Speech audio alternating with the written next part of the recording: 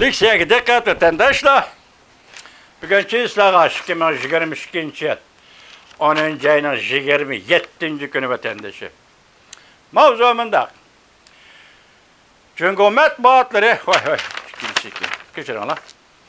Amerika Qo'shma Shtatlari Prezidenti Joe Biden davlat mudofaa yuqori qatlam amaldorlarini chaqirib yig'in ochdi.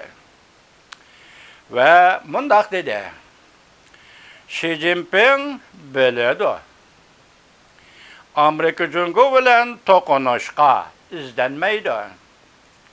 Mavzuli xabar 10. ayning 27. kuni Amerika ovozidan Xitoy til programmasi e'lon qilindi. Xabar mundaq boshlandi. Amerika Qo'shma Shtatlari Prezidenti Joe Biden mundaq ko'rsatdi. Amerika Jungo bilan to'qnashib qilishga izlanmaydi. Prezident Joe Biden yana mundaq ko'rsatdi. Jungoning davlat raisi Xi Jinping bu nuqtani yaxshi biladi.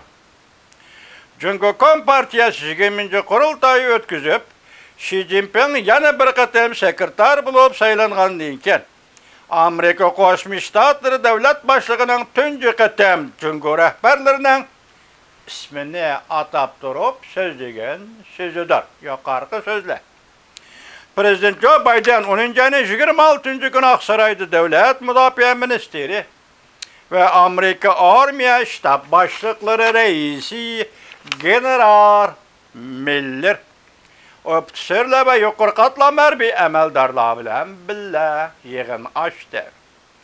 Prezident Joe Biden mundaq ko'rsatdi: Amerika armiyasining kuchini o'stirish mening va mushu navbatlik Amerika hukumatining avval o'ylashadigan ishidir.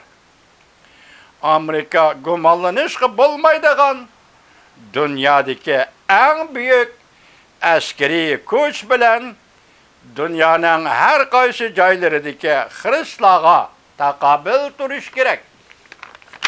Prezident Joe Biden Xi Jinping bilan uchrashgan chog'lari to'g'risida to'xtalib, men uningga yana Xi Jinpingga mundaq dedim dedi. Biz Amerika Jungo bilan raqobatlashimiz. Keskin raqobatlashimiz. Lekin to'qnash paydo qilmaymiz. Jungo matbuoti Xinhuashi haftaning 4. kuni bugun xabar qilib bundaq ko'rsatdi. Xi Jinping haftaning 3. kuni Amerika Jungo munosabati Mamlakatlik komiteti yil oxiri mukofot tarqitish ziyofat maydoniga tabriknoma yo'llab mundaq dedi. Diqqat vatandoshlar. Jungo taraf Amerika bilan birdak tirishchanlik ko'rsatib, o'zaro hurmat qilib, tinchlikda birga turib, hamkorlashib, o'rtaq g'alaba qilib, Amerika bilan Jungoning yangi bir davrda tinchlikda birga turishining to'g'ri yo'liga izlanamiz. Yana bir anglab o'tgan Xi Jinpingning so'zi ekanchi, bu tabrik etdi. Jungo matbuotlari Xinhuashi haftaning 4. kuni bugun xabar qilib mundaq ko'rsatdi. Xi Jinping haftaning 3. kuni Amerika Jungo munosabati mamlakatlik komitetiga yil oxiri mukofot tarqitish ziyofat maydoniga tabriknoma yo'llab mundaq dedi. Jungo taraf Amerika bilan birdak tirishchanlik ko'rsatib, o'zaro hurmat qilib, tinchlikda birga turib, hamkorlashib, o'rtaq g'alaba qilib, Amerika bilan Jungoning yangi bir davrda tinchlikda birga turishining to'g'ri yo'liga izlanamiz.